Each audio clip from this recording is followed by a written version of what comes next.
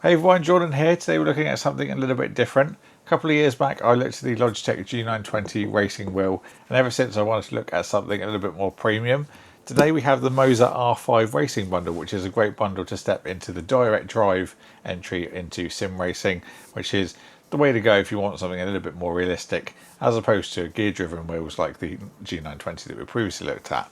NZXT are proud to introduce their Lift 2 mice, where precision meets effortless speed. Available in both ergonomic and symmetrical designs, they're crafted to fit every style of play. With the sim weighing in at just 58 grams and the ergo at 61, they offer effortless control in every movement. Paired with an 8K pulling weight and 26K DPI sensors, every move is tracked at lightning speed.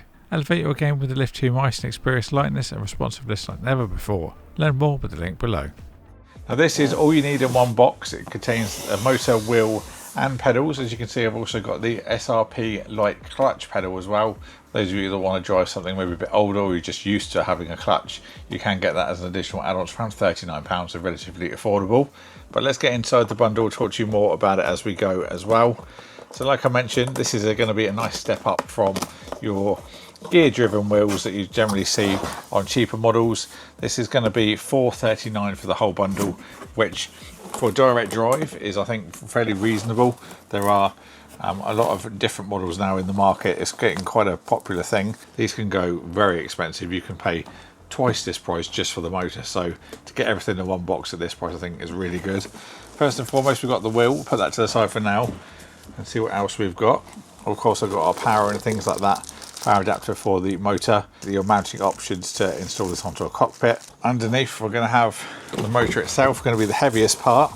Very nice and compact unit though. So this is the R5 direct drive base unit. On the back you see all the connection ports, so you've got your pedals, dashboard, you've got add-ons. Moza have got a massive ecosystem. You can get additional things like LED readouts and handbrake shifters, stuff like that. I've got a couple of those that I'll be showing you in the full review. You can see there you've got a direct drive input, so that's for the power. You've got a power button and then also the USB that will go into your PC. We've got the little protector just for the sensors there, which I will connect to. This has also got one of the best quick release systems on, I think, on the market as well. Just clips on straight away. I'll show you that of course in a minute as well. In here we've got our table clamp, so you can mount this onto a table. If you're going to go for a little bit of an upgrade, then the cockpit is probably the way you're likely going to go. But for those of you that want to save a bit of money and just race at the desk, you have got the desk mount included. Then last but not least, we have got our pedals in the bottom here. These are the SR-P Lite pedals. As you can see, currently spaced very far apart, but that's just to get them into the box, as obviously you've got a lot of other things in there as well. But there you can see we've got our accelerator and our brake. And another thing you can also get from Moza is a additional brake kit to increase the resistance of the brakes, so it gives you a bit more realism. They are just a spring system, as you can see underneath, and these are also using Hall effect sensors, which we use magnets over potentiometers that you'll see in the cheaper kits, so it gives you far more accuracy as well. So let's get all the box and stuff out of the way so we can have a closer look at what's included. So this is the ES wheel that comes with the bundle, 280mm in width, so 11 inches. Got a microfiber leather and also 22 programmable buttons. Of course, you can change these to whatever you fancy in the software as well, if you want to reprogram any. On the back, we have got the flappy paddles for your gear shifts. Like I mentioned, you do have the clutch add-on available, and you can also get shifters and things as well if you want a bit more of a manual feel like the older cars. Other things to mention, on the top of the wheel, we also have 10 LEDs for your RPM, so you can tell you when to shift. You get something visual rather than just going by noise. So in terms of connecting the actual wheel to the base, you've got 6 ball bearings on the top.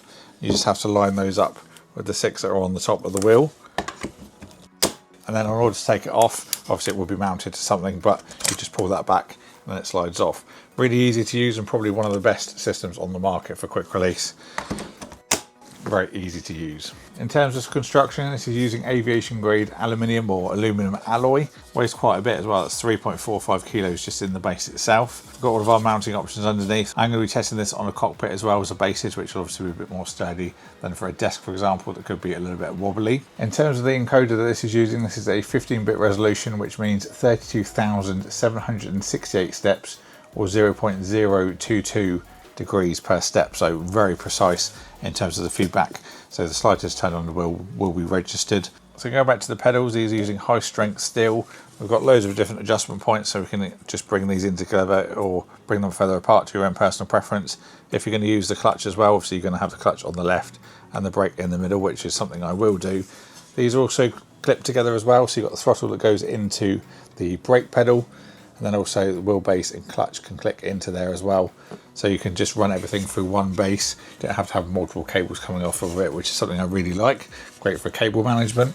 You've also got anti-slip pads on the back of this as well if you're using this at the desk. I will be mounting this, like I said, into a cockpit for testing though.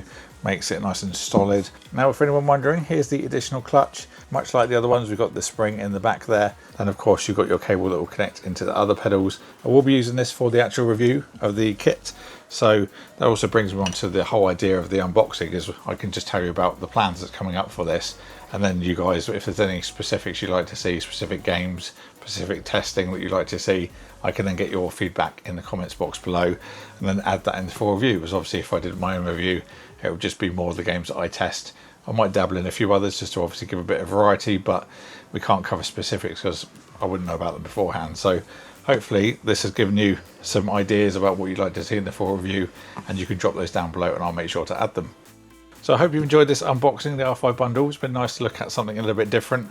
It's the G920 scratched that itch, and I've wanted to look at a direct drive one since, so it's really nice to actually look at one. So big thank you to Moza for sending this out for me to look at. Get subscribed and ding the bell so you don't miss the full review when that goes live. I'll also leave the links for all this stuff in the description box below. Thank you all for watching, and I'll see you all in the next one.